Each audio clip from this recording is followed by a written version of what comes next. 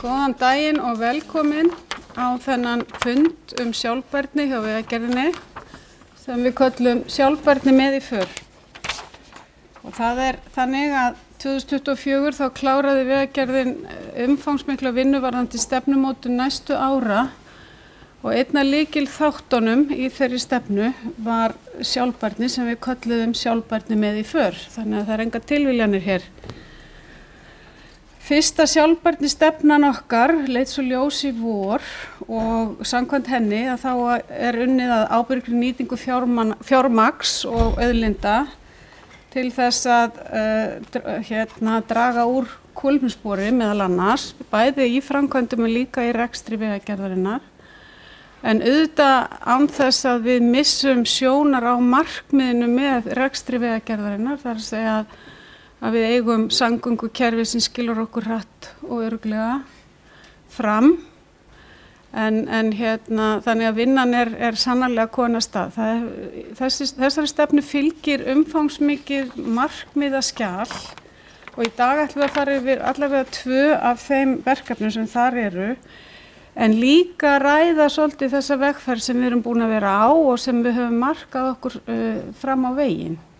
Því þetta auðvitað langhlaup og mikil vinna og hættir aldrei því að umhverfið síbreytilegt.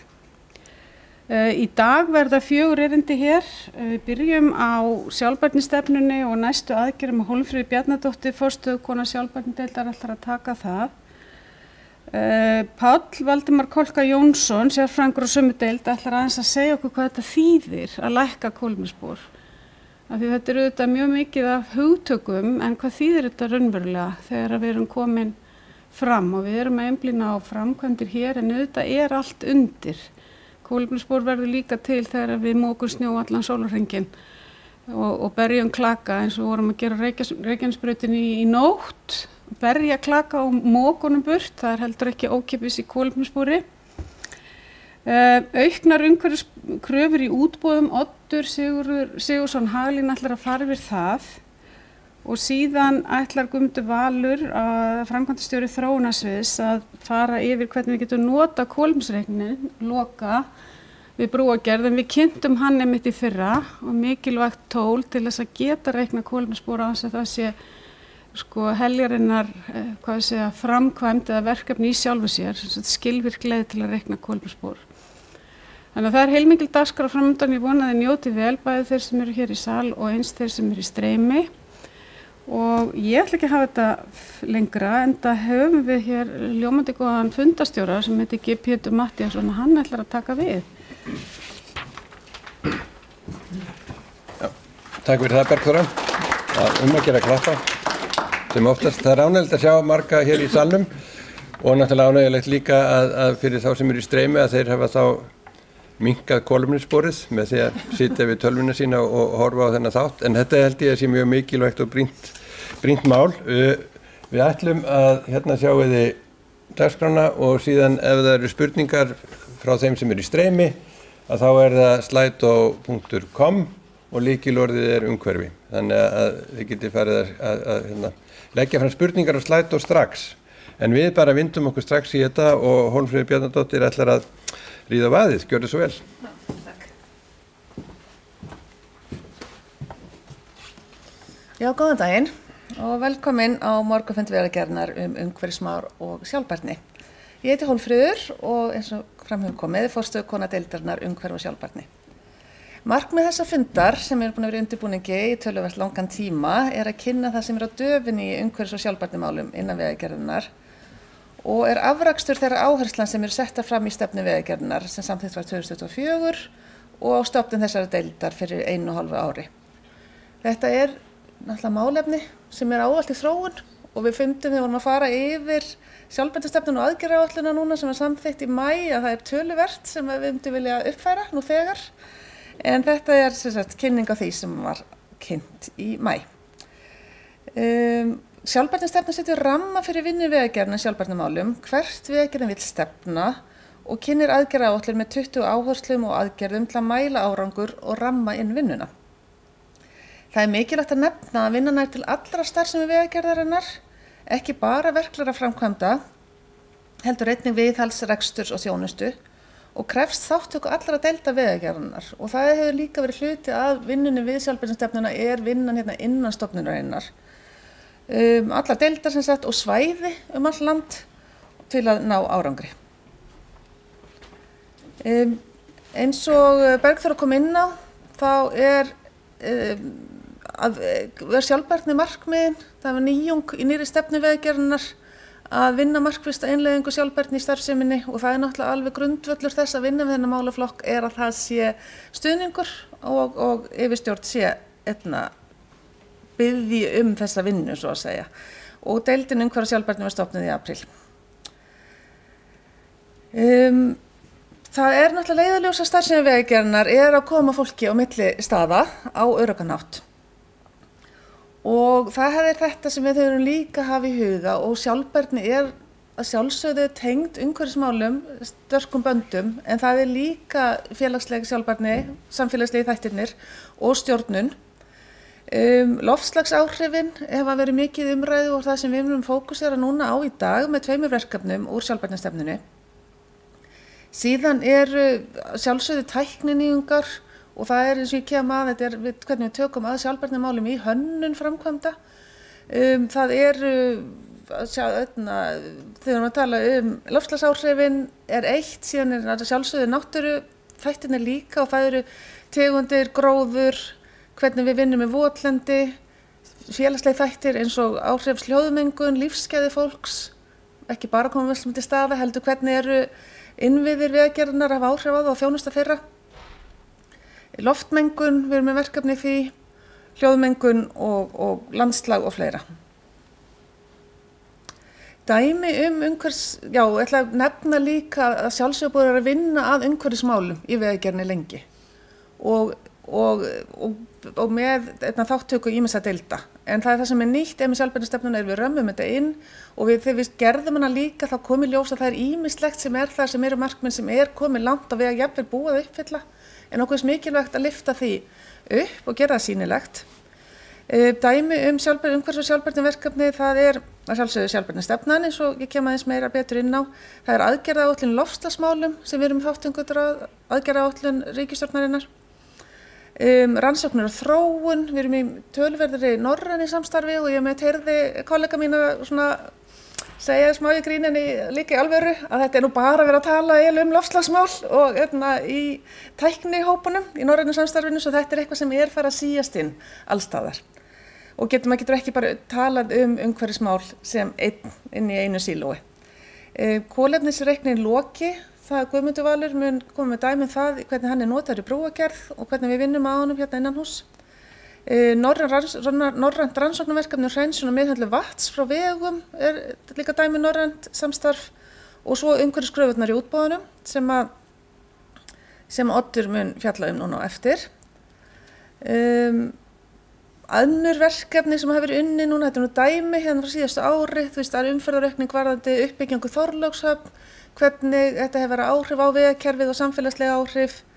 Það stýring og umhverfisþáttum í starfi Vegagerðarinnar, að við fylgjumst með hvað mikið verið að nota mismunandi efnum. Grænu skrefin höfum við verið að vinna lengi og búin að gera grettistak í því núna og það líka að vinna í samstarfi við starfsstöðvar all land. Svo sumt aðeins eins og grænu skrefin náttúrulega verið að vinna inn á við hjá Vegagerðinni, hvernig við erum að vinna, hvernig við erum að úrgangsflokka og hvað efni við erum að nota og annað slíkt. Skráning og viðbrögð við umhverfisatvikum, ágengategundir, stuðningur við verkefnastjóra við umhverfisþætti einstakra framkvæmda og það gaman að nefna Ölfusárbrúin svona svolítið tilrauna case getum við sagt, varðandi að skrá olíunotkun og fleira en Guðmundur Valur kemur nánar inn á það á eftir.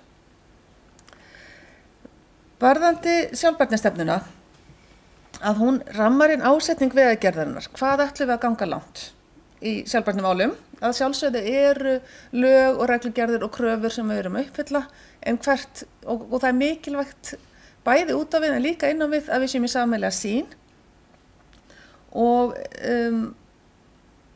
hún á að vera nothæf og vera leiðarljós í vinnu Vegagerðarinnar, hvort sem við framkvæmdi rekstur eða þjónustu. og það mikilvægt að þessi hluti af vinnuferlum hérna innan hús að huga sjálfbærnimálum við hönnun og framkvæmdir. Við erum að skapa ramma starfsemina og stuðla sjálfbærni með því að styðja einnig við aðgerðaáætlun ríkisstjórnarinnar og í loftslagsmálum leið Parísarsamkomulagið og heimsmarkmiðin og það er tengt í aðgerðaáætluninni.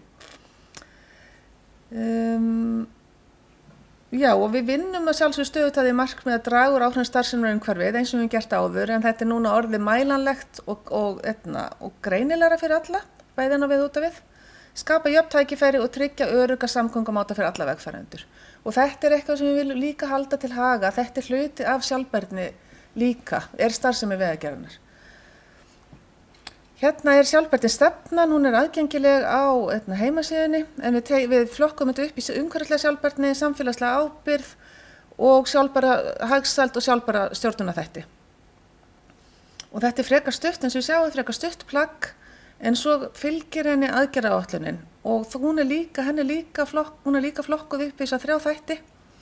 Og ef við nefnum, ég ætla ekki að fara í gegnum öll 20 atriðin, en ef við tökum fyrir markmið að auka endurnýtingu í framkvæmdum viðhald og þjónustu, þá sjáum við að það eru mælikvarðar, hvernig okkur að ganga, hvaða aðgerðir það eru, hvað getum við farið í og hverjir hérna innanhús, hvaða deildir og svið innanhús að vinna þessum málum. Og þá má nefna í þessu samhengi að við erum nú þegar til dæmis að nota malbygg þegar við erum að taka upp gamla vegi og byggja nýja, þá skoðum við hvernig hægt að nýta malbyggið í yfirborð nýrra vega eða í burðarlagið. Svo þetta eitthvað sem nú þegar orðið hluti af, bara fara vel með hlutina, en við erum að fylgja þessu eftir með sjálfbærnistefnunni. Flokka og nýta úrgang, þetta þá meira, getum við sagt inn á við, hvernig við erum að flokka á starfsstöðunum okkar. Líffræðilegu fjölbreytileiki eins og ég sýndi áðan, þetta svona hvernig við erum að fylgjast með ágengum tegundum og við tókum þátt í norrænu rannsóknarverkefni varðandi þetta. þar sem við erum að nota gervigreind til þess að þekkja lúpinuna með ýmsum stigum og hvernig við getum fylgst með henni og hvaða aðgerðum við viljum grípa til. Og síðan eru loftslagsáhrifin og seglan.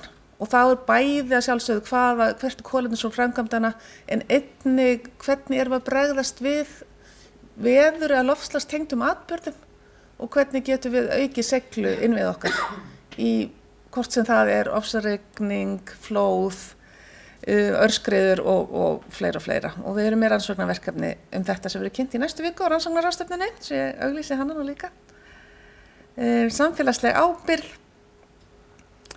Það sjálfsögðu öryggismálin fremst í flokki þar, en einnig að bæta loftgæði og hljóðvist og tryggja aðgengi að þjónustu, búsetu og störfum með fjölbreyttum ferðaþáttum og ferðamátum og hvernig hægt að tengja þá saman. Og síðan síðasti hlutin eins og ég segi, þetta bæði svona þá út af við hvernig við erum að vinna, en líka við séum að rýna okkar starfsemi innan Vegagerðarinnar. Hver þekking starfsfólksins, og við sjáum til að sé fræðsla í boði og hvetja starfsfólk okkar líka til að nýta virka samgöngumáta. Rekstur og stjórnhættir, að það sé forstjóri sem raun og veru á sjálfbærnistefnuna og fylgir eftir að við fylgjum eftir að það sé framfylgt og þetta sé bara greinileg markmið að minnka úrgang og við séum að vinna þessu markmið. Nú ég ætla ekki að hafa þetta lengra en ég ætla að bara sýna að það sem kemur hér á eftir, það eru loftslags áhrifin og það eru 2 verkefni, annars vegar það hvernig við setjum umhverfiskröfur í útboð og hvaða vegferð við erum á þar sem Oddur mun kynna og hitt kolefnisreiknirinn Loki sem hefur verið þróaður hér innanhús í samstarfi við Eflu og komin í notkun við hönnun allra framkvæmda. Takk fyrir.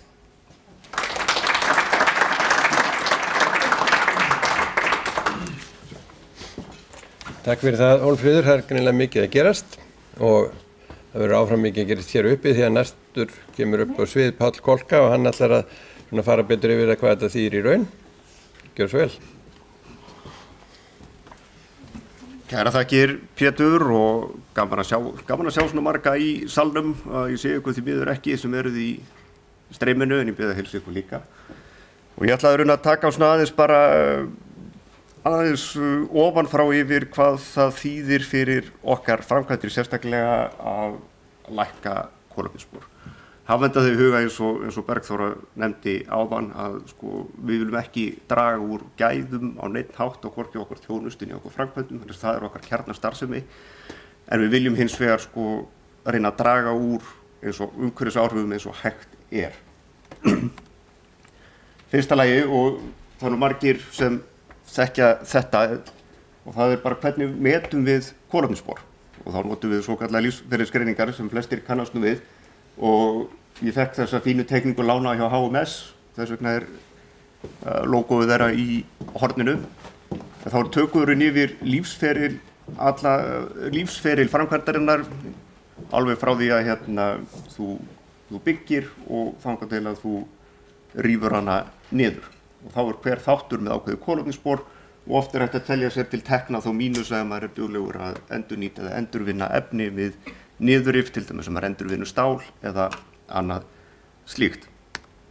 Og tækið sem við notum, svo áður hefur verið nefnt til þess að meta kolefnisspor okkar framkvæmda Loki kolefnisreiknir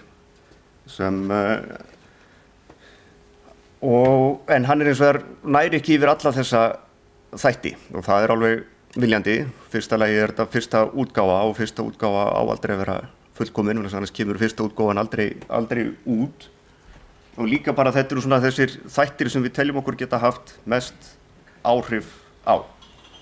Það þá byggingarefnin A1 til A3, þið þurfum ekkert að muna þessa fasa frekar þið viljið, og byggingarsvæðið og þá þurfum að flytja efnin á framkvæmdastaðinn og vinna framkvæmdina og svo það endurnýjun eða svona stærra viðhald á líftíma mannvirkisins.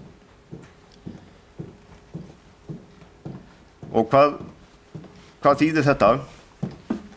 Ég búinn að taka saman nokkra, þetta eru svona þessi klassíski vegur þegar þú kemur út fyrir höfuðborgarsvæðið, 1+1. Við þekkjum þá öll og keyrum þá mismikið eftir hvað maður duglegur að fara landið. Og þetta eru þá meðaltalstölur yfir þessi vegi, kolefnisspor þessa vega, reiknað með Loka. En ég tek það fram að þess að takið ekki tölvunum alveg strax heilugum sannleik vegna þess að við höfum eftir að ná ennþá meiri massa af þessum framkvæmdum í gegnum Loka og fá þá nákvæmari eða betri tölu þess að það eru náttúrulega margar breytur sem koma þar inn hvað kolefnissporið mikið og sumar þeirra ráðum við og aðrar ekki. Stundum það bara landslagið sem stýrir því hvað við þurfum til dæmis mikið af efni, fyllingar og annað slíkt, þannig að breytileikinn töluverður. En þið sjáum að þetta eru svona það bil 740 til 960 tonn af CO2 ígildum per kílómetra á vegi og svo þetta reiknað niður á fermetr til þess að geta borið saman framkvæmdir. Og losunin hún skiptist svona það bil á þennan hátt á milli þessara fasa sem ég ræddi áðan. Það þá 13–16% eru byggingarefni sem eru þá í rauninni framleiðslan á þeim og þangað til að þau eru flutt til landsins og á framkvæmdastað sem þá dettur þau niður á flutning á verkstað sem 6–10% og byggingaframkvæmdin sjálf 16–23% sem alveg töluverður hluti. En endurnýjunin hún telur svolítið þungt en það þarna í svona vegi að þá þarf á það bil 30 ára fresti að taka burðarlagið sem dæmi, þá þarf nýtt burðarlag og svo það endurnýjun á slitlaginu sem telur þarna helst inn. En bara aðeins til þess að taka þá endurnýjun í burtu, en á mörgu leyti þá þarf náttúrulega að hugsa þetta allt í einum ring en endurnýjun, þessum stóru þættir, að þeir eru sumu leyti ekkert ósvipaðir framkvæmdanum sjálfum. Þú þarft efni, þú ert að flytja efni og svo ert að vinna efni og leggja efnið út á staðnum. En ef við horfum bara á framkvæmdina sjálfa, þá þessi sama fína mynd af Dynjandisheiðinni. Þá eru komin í 430–560 tonn CO2 per kílómetr, þetta þá framkvæmdin sjálf með hráofnunum sem þú þarft. Ok, þá skiptingin orðin svona. Þá framkvæmdin sjálf farin að telja upp undir 50% og efnið 30-40 og restin flutningur efninu. Ég tek það samt fram að við hugsum allan lífsferilinn vegna þess að þú getur ekki hugsa bara framkvæmdina þegar þú ert að framkvæma og þú notar þá lélegra efni til þess að fá lægra kolefnisspor og þá ert að auka endurnýjunar tíman og þá hækkar og jafnvel kolefnissporið yfir lífstíman. Þannig að það getur borgað sig að vera með hærra kolefnisspor í framkvæmdinni sjálfri til þess að draga úr þá kolefnissporinu yfir líftíma mannvirkisins. Bara svo það sé alveg mikilvægt við höfum það í huga. Og þá þarf jafnvel að hugsa ef við erum með einhverju ný efni, getum við endurnýtt eða endurunnið þau þegar áfram haldið eins og efninu sem við þekkjum. Þannig við þurfum að hugsa ferilinn alveg til enda. Og þess vegna virkum við líka stundum örlítið íhaldssöm.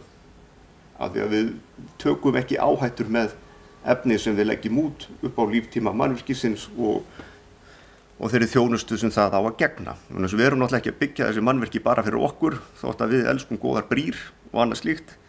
Og það var nú einn gamall vegagerðarstarfsmaður sem sagði við mig að það nú ekkert landslag svo fallegt að ekki má bæta með góðum vegi. Ég ætla ekki endilega að segja að það sé mín skoðun, en við erum ekki að búa til þessi mannvirki fyrir okkur sjálf eða til þess að sýna einhverja góða reikninga í kolefnisspori. Við erum aðeins fyrir samfélagið og það er bara mikilvægt að hafa það í huga.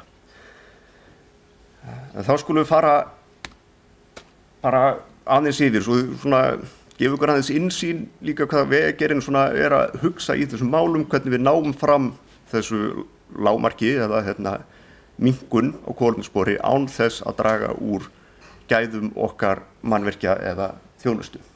Þannig að við byrjum bara á byggingarefnunum sem við sáum að alveg stór hluti og Guðmundur Valur fer svo betur yfir þetta á eftir hvað varðar brýrnar. Svo þess að við tekið fram að mismunandi hlutar vegakerfisins geta haft mismunandi hlutföll í efni og framkvæmd og öðru slíku fyrir eftir hvað þú ert að leggja inn. Brýr til dæmis geta haft mun stærra hlutfall af kolefnissporinu í byggingarefnunum út af því að þeir þurfa bara meira af sementi og öðru slíku og jarðgöng slíkt þið sama, þú ert farin að telja tækjabúnað og eitthvað slíkt. Þannig að bara að hafa þið huga að það breytileiki á milli, en mér finnst bara gaman að taka veginn sem við þekkjum flest allavega og við höfum öll keyrt þessa vegi. Þannig að já. Þá hvað getum við gert í byggingarefninu? Það náttúrulega bara hvaða efni erum við að nota og hvað kolefnissporið á efninu sem við erum að nota. Það kannski það sem er mikilvægt. Og hvernig vitum við kolefnissporið, hvernig vitum við að efnið sem við erum þá að kaupa með lægra kolefnisspori eða eitthvað slíkt, og þá þurfum við að treysta á það sem heita umhverfisyfirlýsingar eða EPD. Það sem er þá einhver þriðji aðili búinn að reikna út kolefnissporið á hráefninu sem við erum að nota og kolefnissporið á framleiðslu þess og svo þá flutningur hingað til. Og svo það áður en ég held áfram að þetta skiptist heila svolítið tvennt sumt af þessu eitthvað sem við hugsum hér innan hús í hönnun og hvernig við leggjum upp framkvæmdir og annað slíkt og annað þurfum við að setja út í kröfur á þá okkar verktaka eða byrgja eins og Oddur fer svo yfir á eftir. En eitt af því sem við þurfum að horfa á þá innanhús að passa okkur á það sem kallað yfirhönnun og vera farið betur í, sem rauninni að við séum að nota meira af efni heldur en að við í rauninni þurfum. Og það náttúrulega bara, það voða tricky að meta það, en ég ætla að skilja það eftir fyrir Guðmund Val að ræða það ennþá betur hvernig það gert. Og já, og svo það þá bara umhverfisyfirlýsingarnar og þarna þurfum við jafnvel að skoða þá ný efni eða nýir framleiðsluferlar, þannig höfum við áhrif.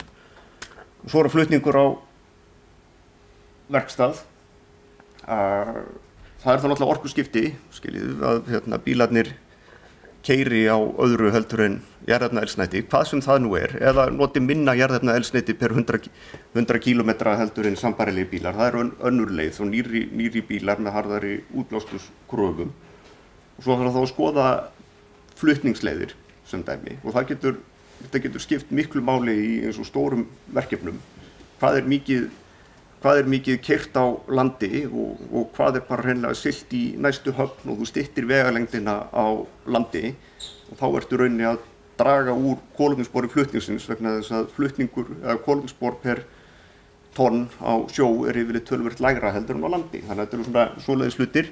Þá fjarlægði námurnar og þarna koma þá til dæmis jarðfræðingarnir okkar sterkt inn því nær sem þú getur haft námurnar því minni verða flutningsvegalengdindar og svo það svona kallum massajafnvægi og það að við nýtum vel það alltaf efni sem við getum unnið úr vegstæðinu og þetta eitthvað sem bara gert hjá Vegagerðinni og bara hluti af hönnunarframkvæmd. En þetta náttúrulega skiptir alveg ótrúlega miklu máli upp á þetta takmarkar efni sem þarf að flytja á staði og það gleymist stundum sko. Og líka bara, þú afsækjaði sletti, það líka bara make a sense svona fjárhagslega skiljiði. Og svo það endurnýting, endurvinnsla, veist, eitthvað efni, til dæmis við að leggja af veg til þegar nýji vegurinn kemur, það eitthvað sem við getum þá nýtt í veginn og þá þarf þá gæta þess að niðurrifið á þeim vegi tímasetjist þannig að þú getur nýtt efnið í nýja veginn án þess að skerða þjónustu við notendur. Ég ekki að segja þetta sé alltaf auðvelt, sko, en þetta eru svona pælingarnar á bakvið. Þannig að rauninni bara mörguleiti svona bara nýta betur það sem við höfum í kringum okkur. Og svo það framkvæmdin sjálf. Og þá náttúrulega stóri punkturinn orkuskipti á framkvæmdasvæðum sem svona sem kannski ekkert endilega auðveldur garður að ráðast á en eitthvað sem við þurfum að fara að hugsa og við erum sko sannarlega að hugsa hvernig við getum náð því inn á okkar framkvæmdasvæði.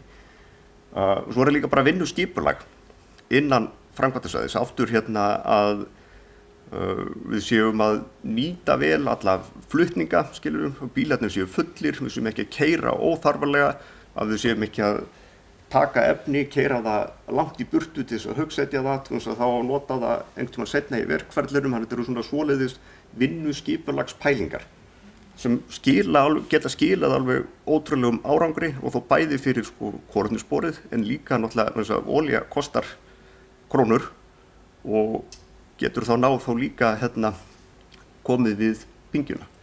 Svo náttúrulega sem mikilvægt í þessu öllu og það náttúrulega bara samvinnan og ekki bara samvinna innan Vegagerðarinnar heldur líka samvinna við okkar verktaka og okkar birgja.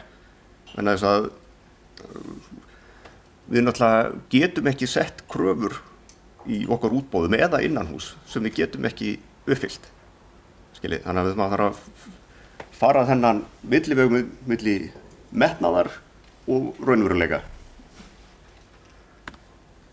En bara út af því að þetta náttúrulega stór hluti af kolefnissporinu viðhald og endurbygging yfir líftímann. Þannig að taka aðeins fyrir og þá það náttúrulega bara, þetta rauninni svipaðir hlutir sko. Það efnisval, útfærsla í framkvæmdinni, þú veist hvernig vinnuskipulagið verður svo í yfirlokunum, að það sé að taka svona frekar lógist út frá námu og annað slíkt,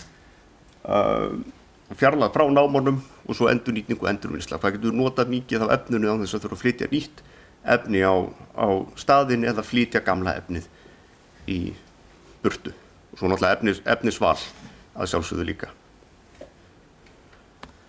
Og svo líka bara eins og síðustu dagar hafa sýnt okkur sko að Vegagerðin ekki bara, við erum ekki bara að framkvæma, við erum líka að þjónusta og þjónustan náttúrulega bara mjög mikilvægur hluti og náum náttúrulega ekki yfir hana í loka en við erum með alveg hugmyndir og aðgerðir hvernig við getum sko dregið úr kolefnissporinu án þess að draga úr þjónustustiginu. Þannig að ég held að það vilji enginn að Vegagerðin fara að keyra heflana sína minna sko, en einhvern veginn þurfum við samt að ná niður kolefnissporinu án þess að ná niður gæðunum á þjónustunni. Og þá náttúrulega efnisval, hvaða efni erum við að nota í þjónustunni, hvaða efni erum við að nota í stikur, hvaðan kemur saltið okkar og annað slíkt, hefur náttúrulega töluverð áhrif. flutningurinn á því efni og saltið, með skosti sumarsaltið landið nú flutt með skipi í næstu höfn sem dregur úr kolefnissporinu. Ég veit ég hvort þið munið eftir því þegar saltið okkar strandaði í Breiðafirði, sumarsaltið, en það var rosa gaman. Og svo það náttúrulega sama orkuskipti. Ný orkuvélar. En á sama skapi líka að það séu þá nýrri tæki sem eru þá með minni útblástur og eyða minni olíu per 100 kílómetra. Þetta síðasta glæran, þeir alveg vera laus við mig og þetta rauninni bara svolítið svona af hverju við erum að þessu og eins og Bergþóra og sagði og Hólmfríður að þetta gerist ekkert allt í einu og hver veit nema okkur muni mistakast jafnvel í einhverju okkar aðgerðum. Ég ætla alveg að opna fyrir það. En það bara líka allt í lagi, við erum að reyna eitthvað nýtt. En við pössum okkur á því að kannski afleiðingarnar af því að mistakast sé ekki katastrófískar. Og fyrir það fyrsta náttúrulega Vegagerðin stærsta framkvæmdastofnun þjóðarinnar. Það bara þannig. Þannig að það náttúrulega þá bara okkar hlutverk líka að vera með svolítið skýr skilaboð og praktísk skilaboð og reyna að leiða markaðinn í einhverja átt. Svo höfum við náttúrulega bæði bein og óbein áhrif á loftslagsmarkmið stjórnvalda. Taka fram að heildar kolefnisspor á framkvæmd hjá Vegagerðinni og það telst ekki komplett til ábyrgðar Íslands í loftslagssamningnum, skiljum við að tala um samfélagslega losun og annað slíkt. Heldur það þá eiginlega framkvæmdasvæðið og flutningur hér á landi og ef það framleiðsla á Íslandi í minni einingum og þá telst það draugum úr því að þá erum við að hafa áhrif á samfélagslega losun frá Íslandi en við erum að horfa á þegar vandinn hnattrænn og við erum að horfa á hnattrænn þannig að jafnvel við séum að hafa þá áhrif á framleiðendur út í Evrópu eða Kína og þá erum við að hafa áhrif hnattrænt og svo veit ég ekki hvort að allir átti sig á því en það mjög sterkur andi nýsköpunar og svona lausnamiðara nálgana innan Vegagerðarinnar sem kannski veit ekki hvort að fólki séð alltaf sýnilegt og það var bara verið að lengi þess vegna með þessa fínu mynd af brúnni yfir Hvítá, við erum vön að aðlagast, við erum vön að finna upp á nýjum leiðum og hlutum án þess að og með það leiðarljósi að líka auka þjónustustigið okkar og gæði mannvirkjanna.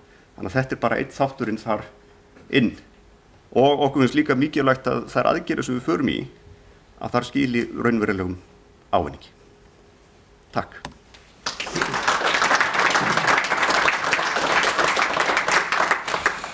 Takk fyrir það, Páll. Skilaboðin skýr, lífið erfitt og við sem erum aldrei upp við að endurnýta og endurnota alla hluti erum í þeim erfiðleikum að við vitum ekkert hvað við erum að gera við allt dótið í geymslunni sem við ætlum að nota síðar. En lífið erfitt og sérstaklega hjá Oddi því að hann lagðist í rúmið og við sendum honum batakveður og hann getur þá ekki verið með okkur hér og nú en hún Hólmfríður ætlar að koma upp og reyna að flytja fyrirlesturinn og fá Arndísi Arnalds framkvæmdastjóra mannvirkjasviðs sér til hals og traust eða kannski ætlar Arndís að gera þetta bara meira. Við gerum þetta saman. Þið gerum þetta saman. Já. Þetta er svona tveir kynnar. Gjörðu svo vel. Takk fyrir.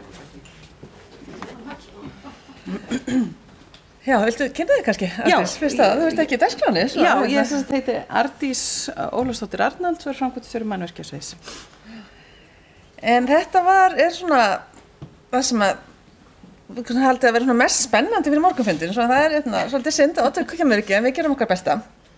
Það verkefni sem í sjálfbærnistefnunni og aðgerðaáætluninni og við erum búin að vera að vinna síðan í maí og eins og Páll segir, við erum stærsta framkvæmdastofnun landsins og það sem við gerum skiptir máli fyrir verktaka og bransan, svo ég sletti nú.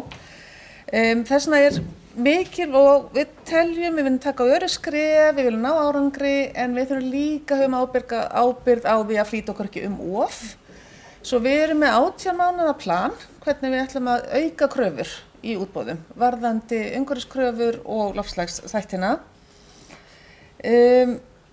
Helstu breytingarna sem verða núna í vor, með sjá hvort það, já, það er ekki alveg komin að þessu, að verða ríkari krafa tækjalista og áætlaða tækjanotkun strax þegar skilaðurinn útboði vegna útboðsvegagerðarinnar. Og það er að segja hvaða tæki á að nota og það verður skila gögnum hver eldsneytisnotkunin í einstaka verkefnum. Við reynum að gera þetta og kemur að því seinna eins auðvelt og hægt fyrir verktakana, en þetta gera þau kröfu samt að ef þú ert með sama tæki þá verður að vita hvað þú notar tækið og hvað er mikil eldsneytisnotkun í hvert verkefni vegagerðarinnar fyrir sig. Þetta er fyrsta skrefið, síðan ef við lítum yfir þessi 18 mánuði, 24 mánuði, að þá viljum við að endan með þetta verði tengt valforsendum fyrir útboð vegagerðarinnar, en þetta það sem að koma inn núna og viljum endilega að allir séu upplýstir nú. Það en fyrir utan tækin og eldsneytisnotkunina að þá óskum við einnig eftir tiltökum umhverfisyfirlýsingum þar sem þær eru til staðar. Þetta eitthvað sem mun trappast upp, en núna það sem þeir verktakar sem eru með tiltaka umhverfisyfirlýsingar að þá einnig óskað eftir þeim. Það skýrir krafum skil og gögnum eldsneytisnotkunarverktíma ásamt öðrum magntölum, uppfærð sneiðumót fyrir tækjalista sem eru hluta útboðsgögnum vegagerðarinnar. Og svo verður þetta aukist ár frá ári. Það sem komið í núna að það eru leiðbeiningar og reglur við gerð útboðslýsingar og þetta aðgengilegt á heimasíðunni og það eru 3 breytingar sem eru bara detta inn núna varðandi þetta og þetta eru kröfur sem þetta ekki valkvætt. Vilt þú kannski fara yfir þetta, Ardís? Já, þetta svona bara meira hvernig þetta lítur út og það sem í raun, við erum bara svona, það sem í raun blátt það sem breytt, þannig að núna, þannig að það nú kannski ekkert íkja mikið eins og Hólmfríður sagði þá við að taka þetta skref á skrefi og það almenni kaflinn, gerð tilboðs og svo kolefnisspor. Hér í raun málsgreinin sem breytist í almenna kaflanum og þetta bara svona, það í raun þessi málsgrein 1.1, þar sem kemur fram aukna kröfur varðandi upplýsingar vélar og tæki. Síðan það gerð tilboðs og þarna erum við aftur bara að vísa í þessar auknu kröfur og við erum bara núna að safna upplýsingunum. Það í raun það sem hugmyndin að þessu fyrsta skrefi. Hér svo vísað í þetta Excel-skjal þar sem þetta fyllt út, þannig að þetta ætti að vera tiltölulega auðvelt að setja þetta inn. Og það sem kannski bæta við að við viljum fá þessi gögn hvaða tæki það eru, hver eldsneytisnotkunin og síðan Excel-skjali byggt upp á þann hátt að kolefnissporið reiknast út sjálfkrafa. Svo það ekki eitthvað sem að verktakarnir eða þeir sem eru að gera tilbúin þurfa að hafa áhyggjur af heldur það er bara þessi og líka áður þetta bæði hver var notkunin eftir framkvæmdirnar eða líka hvaða tæki þið áforma að nota fyrir framkvæmdirna. Svona lítur ekki skellið út, kannski vilt þú taka það? Nei? Ok. En hérna þetta í raun bara fyllt svona út og þannig í raun bara bensínlítarnir sem þarf að detta þarna inn. Þið þurfið ekki að reikna kolefnissporið, bara Excel-skjalið gerir það. Það svona flítið val, maður getur valið hvers konar eldsneyti, hvers konar tæki og svo framvegis. Það svona val, það bara að velja rétt sem þurfið notendavænt. Já, blessunlega þetta loka glæran. Þannig við ekki bara að þakka fyrir okkur. Já. Takk og þess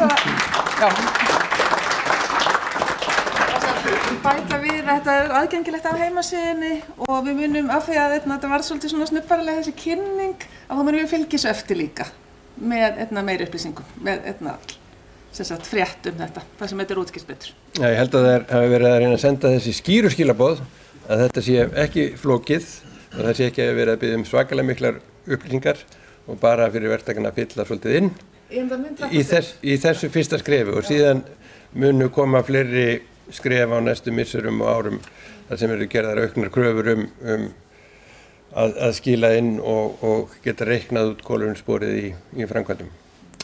Ég ætla að minna þá sem eru að fylgjast með í streyminu að það er hægt að leggja fram spurningar inn á slido.com og slá inn umhverfi, það er lykilorðið til þess að komast inn og endilega komið með spurningar ef einhverjir eru og svo kemur kannski ljós, ég geti spurt Hólmfríði og Arndísi erfiðara spurningar sem Oddbjörn hefði getað svarað og þá sjáum við hvort þær náið því. En það er komið að Guðmundur Val sem er framkvæmdastjóri þróunarsviðs og hann ætlar að tala kolefnisspor íslenskra brúa og hann er nú hér þannig að það er kostur. Gjörðu svo vel. Stóðu ykkur mjög vel. Hvað sér þið? Það er gaman að vera með ykkur í dag. Ég ætla að segja ykkur frá þessu, hvernig við ætlum að nota loka á kolefnisreikni og þannig að það verði ávinningur, raunverulega ávinningur eins og Páll kom inn á af verkefnunum hjá okkur. Og við horfum á, hvað var þetta hönnun brúa, að við erum að horfa á alls konar þætti og komum inn á öryggi, byggingu og rekstri, endingu, hagkvæmni sem er bæði á byggingarkostnaður og á líftímanum. Við erum að hugsa útlit og hvernig brú og mannvirki falla umhverfinu og svo er það líka að horfa á lágmarkun umhverfisáhrif og kolefnisspor og stóra spurning er bara í hvaða röð eiga þessi atriði að vera, hvað er það mikilvægast í þessu en kolefnisspor við erum að segja þetta er bara einn þáttur í því sem að þeir sem eru að standa undirbúningi brúa á hönnun og framkvæmd þurfa að huga að hvort sem er í hönnun eða framkvæmd. Brýrnar við erum vön að reikna burðarþolið og að brýrnar séu öruggar og reikna beygjuvægi og spennur og streitur og brotlíkindi og alls konar útreikninga og forbreytingar. Það er hefðbundið fyrir brúaverkfræðinga. Við erum að vinna með veghönnuðum og arkitektum. Það þarf að þekkja grundun og jarðtækni, vatnafar og flóð, hegðun fólks sem fer brýrnar okkar, hvort sem eru ökumenn eða gangandi eða hjólandi. Og þannig að það er mikilvægast að við erum ekki að hanna til að hanna, við erum ekki að hanna til að rekna kolefnisspor, heldur við erum að gera það til þess að byggja brýr og nota þær. Þannig að þurfum að horfa þetta heildstætt.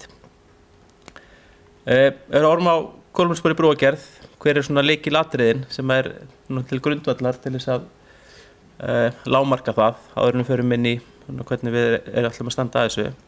Það er alltaf að viðhalda núverandi mannvirki eins lengi og mögulegt er, þannig að við þurfum ekki að byggja ný mannvirki. Það er stærsti ávinningur sem við getum gert og með þessum aðferðarfræði þá erum við verið að ýta undir þá möguleika. Það eru ekki alltaf hægt, eldri mannvirki voru bara hönnuður fyrir aðra aðstæður en er í dag og geta þannig ekki þjóna tilgangi sínum. En ef það er mögulegt og það hefur lægri umhverfisáhrif þá er það eitthvað sem á verulega að horfa á. Við getum besta hönnun og bara nota bestu aðferði útreikninga þannig að við nýtum efni sem best. Það getur þýtt aukinn tíma sem fer í hönnun eða útreikninga og flóknari aðferðir en með því getum við nota færri rúmmetra af steypu, stáli og svo framvegis. Þannig að við getum sparað efnisnotkun og við erum alveg sannfærðir að það sé mögulegt. Páll kom inn á umhverfisyfirlýsingar og það er verið að þróa á umhverfisvænni steypublöndur. Framleiðendur eru allir að horfa til lágmörkun á sínu kolefnisspori í hvaða efni sem það er, hvort sem er steypa eða stáli eða malbegg. Við eigum ekki að gera of stranga kröfur, allavega ekki óþarfa kröfur, það er það sem er. Við eigum að gera stranga kröfur en ekki of strangar og bara það sem skiptir máli. Og þetta þurfum við að huga að fyrstu stigum til að geta haft áhrif. Það er allt of seint þegar á að fara að byggja, þá erum við ekki að breyta hlutunum, þá er búið að fjárfesta í öllum hlutum, þannig að þá er ekki erfiðara að breyta. Komum inn á að loki kolefnisreiknirinn, að við erum að byggja á þessum stefnum stjórnvalda og vettvangur sem við byggjum hverja til framtíð sem er samstarfsvettvangur opinberra stofnana. Ég get nú ekki talið það kannski allar, það er HMS og Vegagerðin og fleiri ráðuneyti og svo byggingariðnaðurinn sem standa því.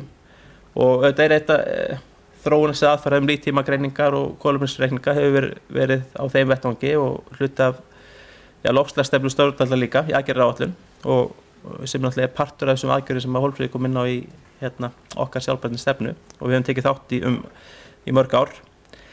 Þannig að kolefnisloki hefur verið á þróar fyrir samgöngumarkinn fyrir vegagerðina og af vegagerðinni og tekið í notkun í samráði þessa aðila. Þannig að við erum í miðju innleiðingarferli við að nota hann og til þess að ná raunverulegum ávinningi og þannig getum við á einfaldan hátt metið kolefnisspor valkosta og þannig haft áhrif á hvernig við veljum valkosti, hvort sem eru vegir eða brýr. Og þessi vinna skilgreiningu markmiða, hún í gangi.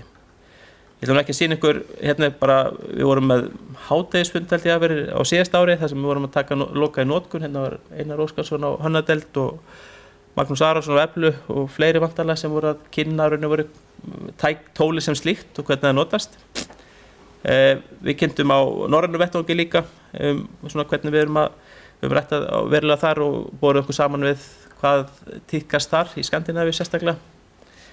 Og þannig að en þetta gengur út af að við erum með þetta niðurstöður og rannsókn sem Efla vann sjálfbærni brúa og hér dæmi 64 brýr sem eru byggðar frá 80 til 2020 alls konar að búið að meta kolefnisspor allar þeirra út frá þeim gildum sem inn í leiknum sem eru byggja á losunargildum í dag sem eru aðlagaðar íslenskum aðstæðum, taka hliðsjón af Norðurlöndum, þannig að fyrir hvern rúmmetra steypu eitthvað ákveðið kolefnisspor, fyrir hvern rúmmetra stáli eða tonna stáli og svo framvegis. Hver einasti verkþáttur þá metinn og en byggja bara á hefðbundinni magtöluskrá. En ef við horfum kannski á brýr byggðar eftir 2010-12 sem eru 35 og þá hann hönnuð fyrir fullu álagi eftir að Evrópustælar tóku full gildi hjá okkur og lýsir kannski svolítið hvernig hönnunarforsendur brúa í dag. Þannig að við fókusum kannski á þessa 35 sem eru lengst til vinstri á myndinni. Og þetta að brýr af alls konar gerð. Það eru stálbitabrýr með steyptugólfi, eftirspenntabrýr, plötubrýr og svo framvegis. Ólíkri gerð og lengd. Þarna eru bara dæmi nokkrar. Þannig að grunngildið, útreiknað kolefnisspor brúa sem eftir 2012, 35 brýr inn í þessum gagnagrunni og ég held að þessi búið að reikna ennþá fleiri í dag, að þið sjá þessar línur fyrir brýr í einu hafi, styttri brýr, og það þessi bláu punktarnir, að þá meðal kolefnisspor brúa, það sem bundið í mannvirkjunum, þá 1,4 tonn á per fermetri brúagóls. Fyrir lengri brýr og þá sem rauðalínan, þá meðalgildið 1,1. Sjá punktana, þetta dreifist töluvert og en þetta þessi meðalgildi sem við erum að horfa til. Og þá þessi safn mannvirkja eða brúa sem hafa verið byggð frá 2012. Ef við horfum á hvað kostar kolefnið og við erum aðeins verið að velta þessu fyrir hvernig á að beita kostnaði til þess að reikna það inn í verð raun og veru. Þannig byggir á þessum ETS viðskiptakerfi losunarheimildir að þá kostar tonnið af kolefni kannski 100 evrur. Þetta eitthvað meðalverð frá 23 til 25. Þannig að við horfum 200 metrar langa brú, tekja akrina, að þá kostnaði kolefnis og með meðaltalsgildi að þá kostnaði við kolefni sem bundið í mannvirkjum kannski bara 1-2% af byggingakostnaði. Ef við myndum bæta því við hvað kostar okkur að binda kolefni sérstaklega, að þá það bara 1-2%. Og af hverju við þá ættum við að minnka kolefnissporið 20%? Það engin ávinningur í kostnaði, raun og veru. En það að ef við myndum nota að einhver munur, 20% munur á okkur þessari lausn versus hinni lausninni og ættum að reikna að það kostar eitthvað í kolefni, að þá hefur það engin áhrif í samanburði kostnaðar. Þannig ég held að það sé, við getum ekki, en það þá einhver ákvörðun að kolefni í framtíðinni kosti ekki 100 evrur, heldur 1000 evrur. Það einhver svoleiðis, en ég held að það sé ekki, við náum ekki ávinningi með þeirri aðferð.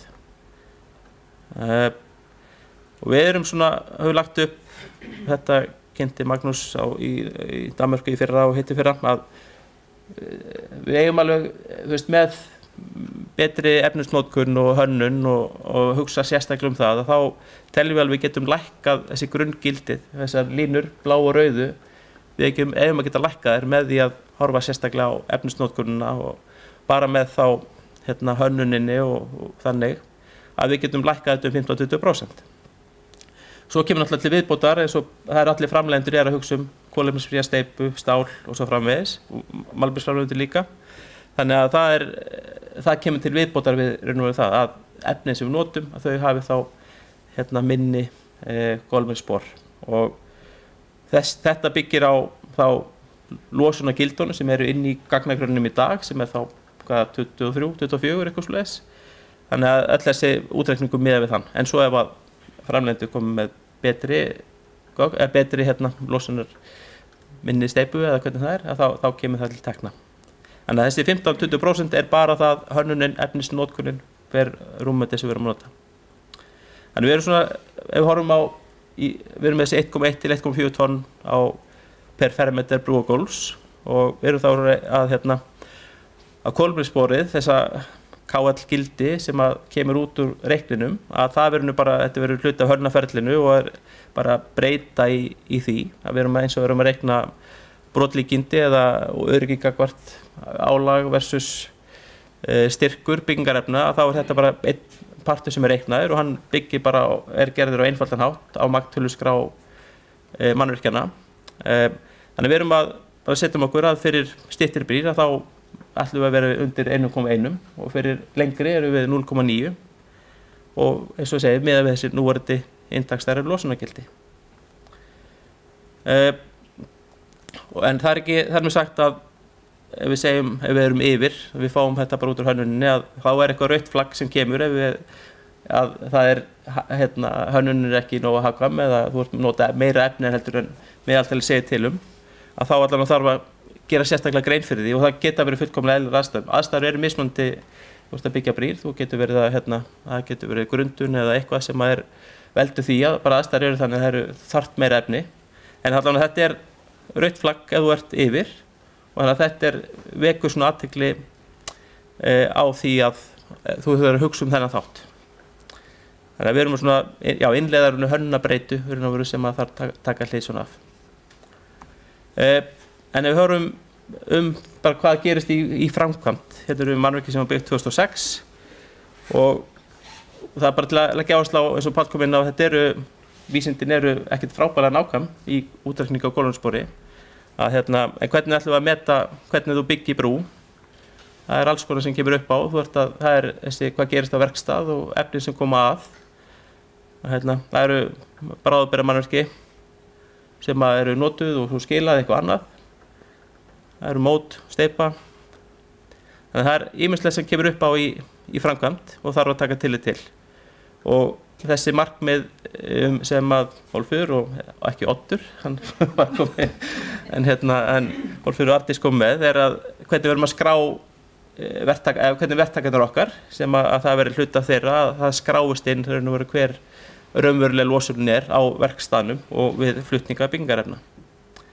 Þannig hér stundum við eftir mannvirki sem að bara fellur vel á umhverfi og á ekki að þurfa að hugsa í 50 ár, hugsa ég. Við 2006, ég hugsa að fyrsta viðhald þurfi ekki að vera fyrir eftir 2050 eitthvað svoleiðis, 60. Þannig að ef mannvirkinu hönnu vel og falla vel á umhverfi, þannig að þá en við vitum kannski ekki alveg þessi tala hér sem er ný eining, við þekkjum ekki alveg hver er raunverulegt kolefnissporið, hvert það var, en út frá reikninum getum við áætlað hvernig það væri með við í dag. Ef við tökum annar mannvirki sem byggt 2023, Laxá í Refasveit, sem er rúmlega 100 metrar löng brú, að hún reiknast sem 0,78 og þetta er svona, maður fyrir að, þú fyrir að læra hvað er þetta gott eða slæmt. Maður geti teiknað upp væginn og spennurnar í mannvirkinu og horfið það sem brúarhönnur að þá sérðu það hvernig það er fyrir sér. En þú kannski sér ekki, þessi tala, hún góð eða slæm, þannig að ég held að það verði svona í framtíðinu, við þurfum að horfa á hvað það er. Þannig ef við varum mannvirki sem værum með 1,3 og 1,5, þá er eitthvað sem þarf að huga að, en þarna er bara mannvirki sem fellur vel á umhverfi og er hagkvæm notkun byggingarefna sem var byggð 2023. Þannig að staðan og innlengu hjá okkur við erum búin að nota reiknið síðan á síðasta ári og það er búið að setja inn í leiðbeiningar hönnun hjá okkur í ár eða að það verið notaður kolefnisreiknun í verkefnum. Fyrir alla brýr munum við nú hérna frá nota bæði á öllum stigum, þá erum við að reikna þetta kolefnisspor. Fyrir vegi og önnur markið þá eftir að skilgreina kannski markmiðin, erum við alltaf að lækka eitthvað eða hvernig það en það bara ongoing sem þarf að vinna að. Og við erum að reikna þetta á grundvelli magntöluskrár, þetta einfalt í notkun og við erum allar að uppsika tiltakar. Ef við horfum á þess að framtíða sviðsmynd að það eru áform steipuframleiðenda og stálframleiðenda, þeir hafa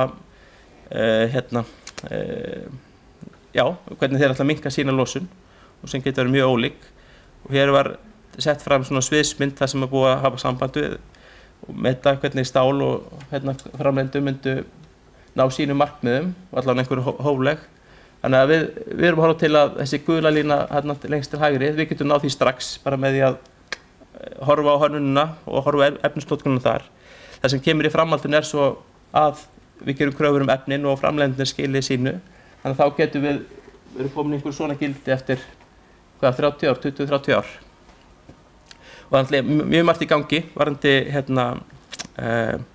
notun Mobergs í steypu sem íblöndunarefni, hvernig þú hitar upp, hvaða sementi líklega hvað 80-90% af kolefnisspori steypu.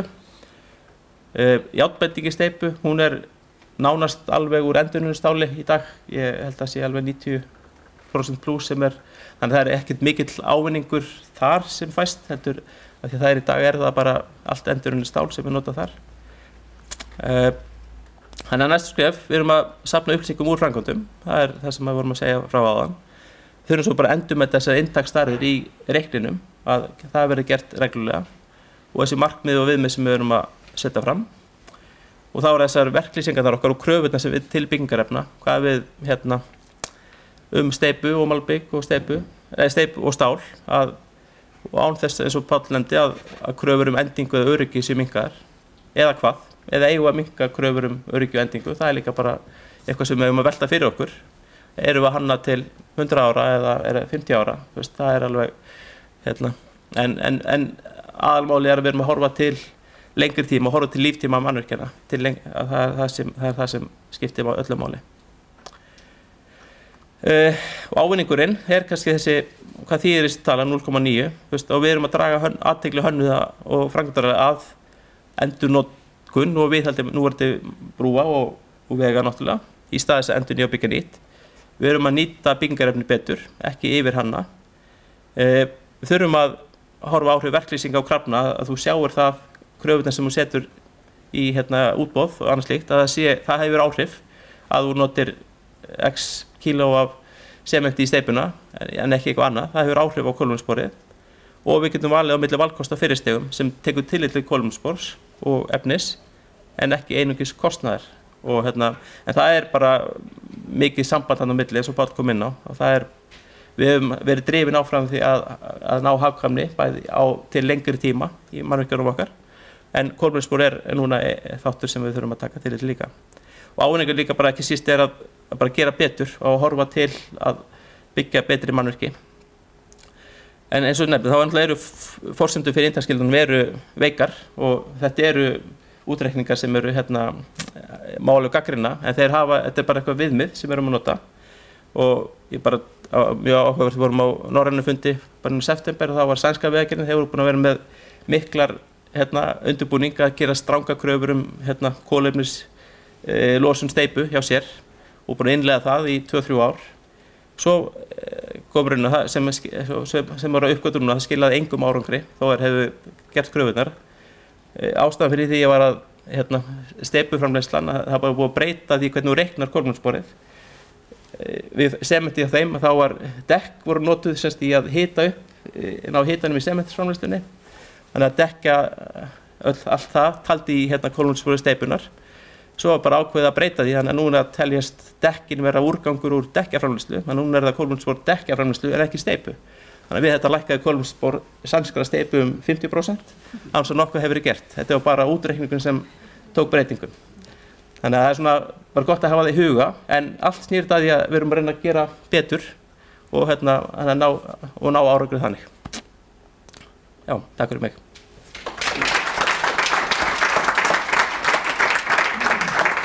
Já, takk fyrir það, Guðmundur Valur. Já, það er þetta með verkfræðinga og útreikninga. Það er nú eins og það er. En við höfum góðan tíma fyrir spurningar og það er ein komin hérna á slædóinu sem ég er bara að byrja á. Þetta er alveg vandvið spurning. Verða þessar auknu kröfur í útboðum ekkert íþyngjandi fyrir verktaka? Hólmfríður, þú eru að bjarga því að svara því. Og standa hérna upp. Arndís er horfin líka, hún er örugglega hugað Oddi. Já, jú, ég meina það er nú þess vegna sem við erum að taka lítil skref, en eins og við sjáum það, þá er þetta ekki valkvætt og það eru aðrir stórir aðilar á markaðnum. Ég meina Landsvirkjun til dæmis er með kröfur og Orkuveitan hefur verið með kröfur í einhver ár og annað slíkt, svo þetta er eitthvað sem við þurfum að gera og það er, við tekið svolítið viðtöl við verktaka líka og það er mikill munur, við áttum okkur alveg á því á hvaða möguleika þeir hafa og sumir bara segja loksins og aðrir eru meira áhyggjufullir. Svo þess vegna viljum við gera þetta vel í grunda, við erum að taka lítil skref, við erum að safna þessum upplýsingum og sjá hvar það er sem við getum, hver eru magntölurnar.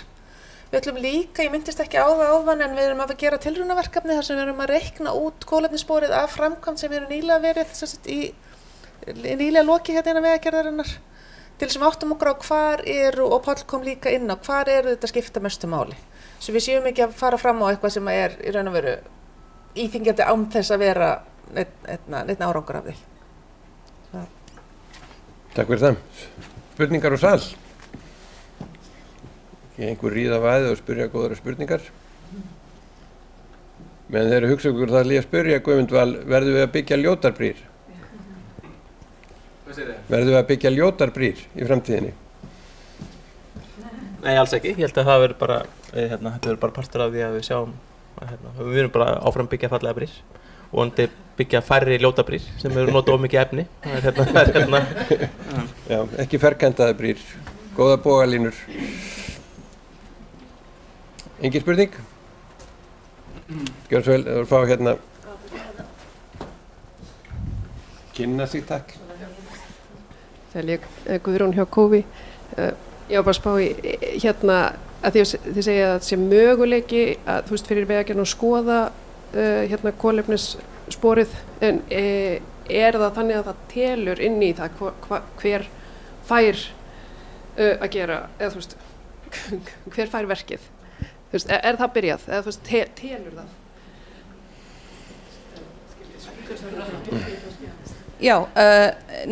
Já, ok. Nei, ekki til að byrja með, nei. Hugmyndin með þessu fyrsta skrefi er með að taka lítið skref. Þannig að það er auðvelt að þannig við bara sjáum aðeins umfangið en það verður síðan næsta skref. Man ekki alveg hvenær. Við erum að, tíma, ef ég hefði gert hvernig hefði haft tíma á sem með en það er svona að það er sem sagt við hefum skrifað það 27 að það verið komið inn en við erum með 3 ára áætlun og við ætlum að sjá hvernig það gengur, hvort eitthvað hlýðrast til já, þó að skrefin séu lítil þá bresta þau á og tíminn líður hratt. Fleiri spurningar?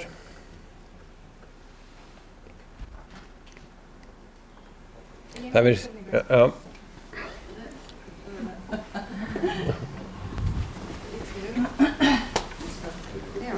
Ég hef spurning fyrir Guðmund. Ég var bara að spá með eins og kolefnissporið.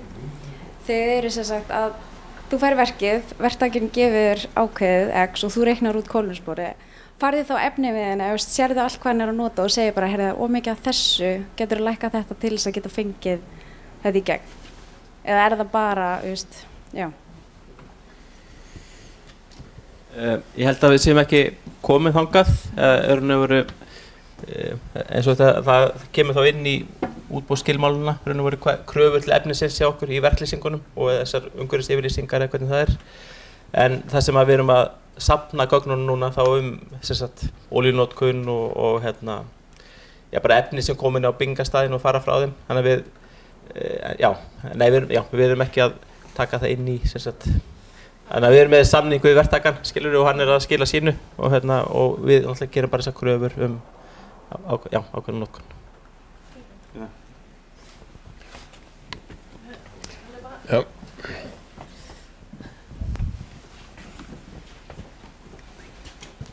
Björk hjá Kólas, ég að spá þessar EPD umhverfisyfirlýsingar, eru þær á sömu tímaáætlun eins og tækjakosturinn? Við byrjum með að það sé valkvætt þar sem eru aðgengilegar að þeim sé skilað, en það verður krafið það næsta ár. Já. Fleiri spurningar, praktískar eða skemmtilegar?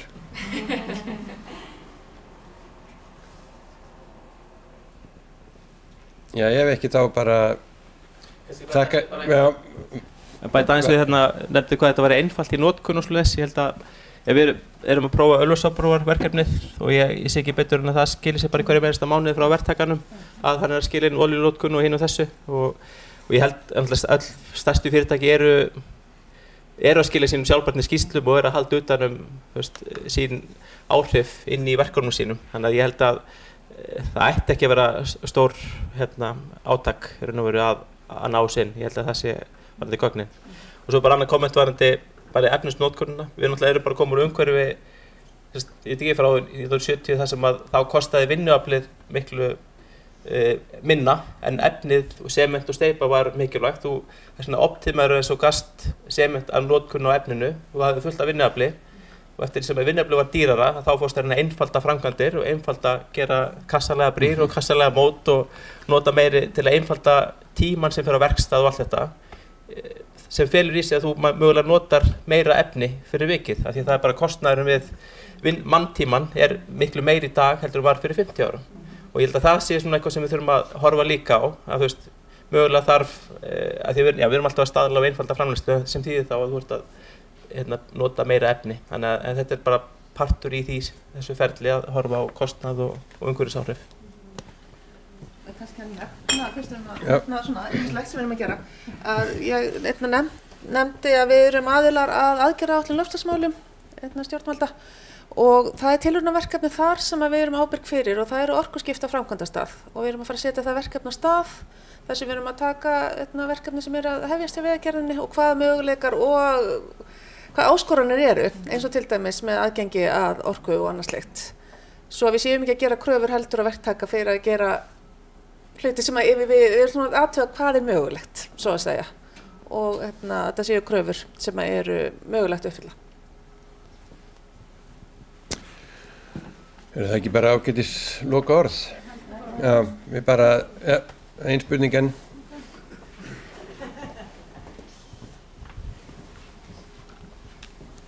Fyrir verktakana, fá þeir líka skjali til þess að sjá hvað þið eru að skoða sérstaklega?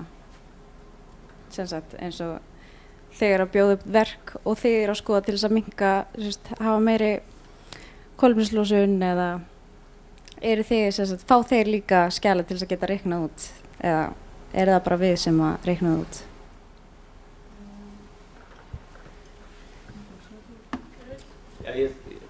Verktakarnir náttúrulega bara fá það sem þær fóru yfir sem eru það tækjalistarnir og hvað er að nota og svoleiðis. Það er verktakarnir sem að taka það til sín og nota raun og veru. Það sérstæðlega útreikningarnir. Já, það er fyllið inn, það er flotta kynningu. Það fyllt inn og þá bara reiknum, þá bara grætt þetta inn allt. Það er bara við sem að gera það, þeir fá þetta að sjá. Þeir fá að sjá það, þeir fá að fylla, já, það er verktakar sem fylla inn það skjal og það er sama skjal og við erum með líka. Þetta er bara sama skjalið.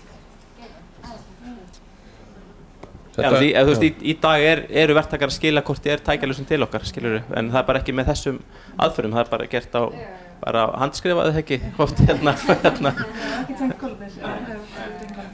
Þetta er framtíðin, hún er núna, en ég held að við ljúkum bara þessum fundi og takk fyrir komuna hingað í Suðurhraunið og takk þið sem fylgdust með okkur í streymi.